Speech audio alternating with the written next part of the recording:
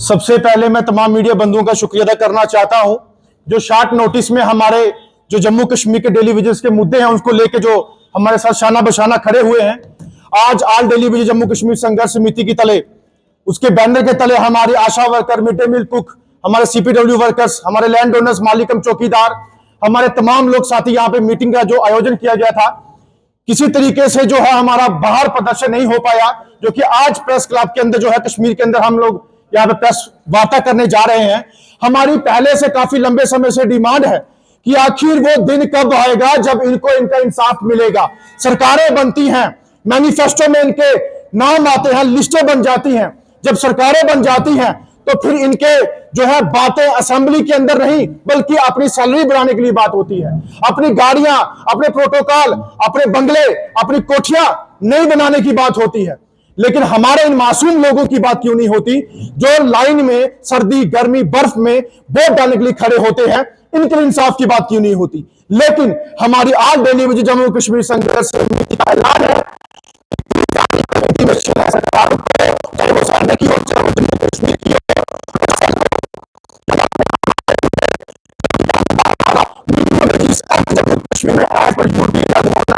दूसरा regulation policy लागू होनी चाहिए।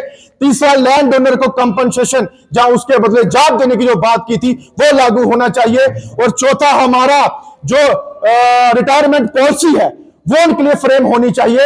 अगर चार मुख्य डिमांड अगर उस पर कोई भी बात 30 तारीख तक नहीं होती और हम लोग ना कोई मीटिंग इनसे करेंगे ना मेमोरेंडम इनको देंगे, हम लोग सीधा रेजुलेशन जहां हमें ऑर्डर बिल पास चाहिए, इसके सिवा कुछ नहीं। अगर 30 तारीख तक नहीं करते तो 30 तारीख के बाद जम्मू कश्मीर के अंदर तमाम जो लोग हमसे जुड़े हैं, जो डिपार्टमेंट हमसे जुड़े हैं, वो काम छोड़ हड़ताल पे बैठेंगे।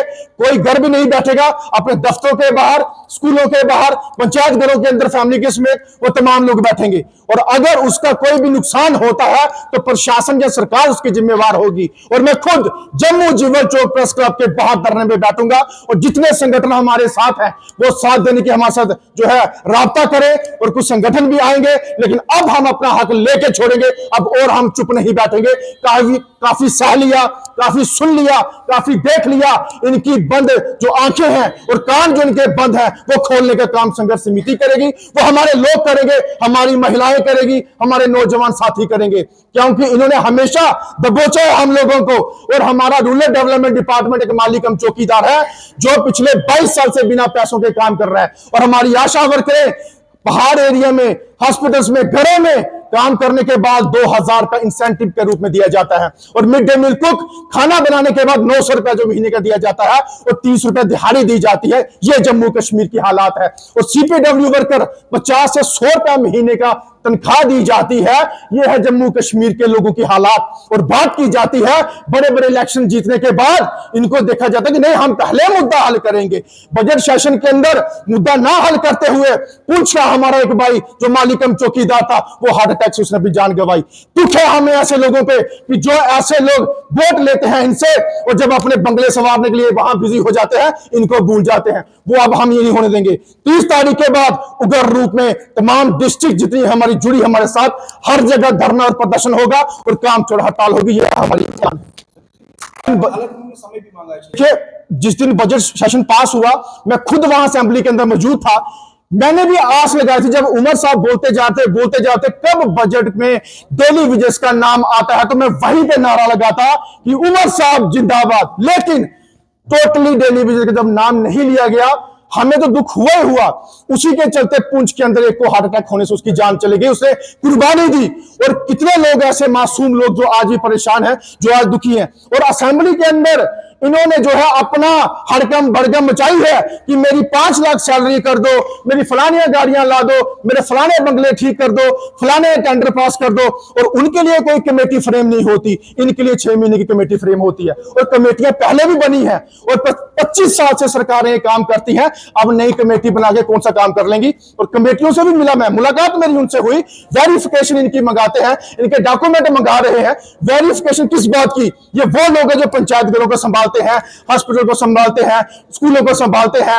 ये कोई बाहर से उठ के नहीं आए, ये आप लोगों के जम्मू कश्मीर के बशिंदे हैं। इनसे वेरिफिकेशन मांगोगे आप? अब कोई वेरिफिकेशन नहीं, हम लोगों को इंसाफ चाहिए। दे सकते हो तो 30 तारीख तक सोच लो, नहीं दे सकते हो तो भुगतान खुद भुगतोगे, ये हमारा ऐलान है। दिया गया है, आप उससे मुतमईन नहीं है? मेरे को बताइए, जब अपना प्रोटोकॉल, अपनी गाड़ियां, अपनी सैलरी बढ़ानी हो, उसके लिए कोई भी टाइम फ्रेम नहीं होता, ऑन द स्पॉट ऑर्डर होता है। गरीबों के साथ क्यों नहीं इनके लिए जो है बात उठती? गरीबों को सबसे पहले, उसके बाद अपने घर भरें इनके। मुझे बताइए कौन सा एमएलए इतना गरीब है जिसको 5 लाख चाहिए? सबके सब गाड़ियों वाले, कोठियां वाले, बंगले वाले हैं, इनको खर्चे ज्यादा लगते हैं। जो गरीब बेचारा, जिसके बच्चे स्कूलों से निकाले जा रहे हैं, जिनके पास कोठियां मकान नहीं है, तो मुझे बताइए उनके लिए बाद में उनके लिए कमेटियां फ्रेम होगी? यह सरासर गलत है। और 25 साल से इन्होंने हर डिपार्टमेंट को पता कौन कितना खाता है, आशा वर्कर का पूरा डाटा है इनके पास, मिड डे मील का डाटा है, मालिक एवं चौकीदार का डाटा है इनके पास, ओसीपीडब्ल्यू का डाटा है, लैंड ओनर का डाटा है। ये बेवकूफ बना के रखा है, लोगों से मालिकाना हकूक की जमीनें ली है और आज तक कंपनसेशन नहीं दिया। ये डिस्क्रिमिनेशन हम नहीं होने देंगे। ये टोटली जो है अब इनके ऊपर ऐसा शिकंजा कसा जाएगा कि तमाम जम्मू कश्मीर की जनता इकट्ठी होकर इस पे उतर के बाहर आएगी।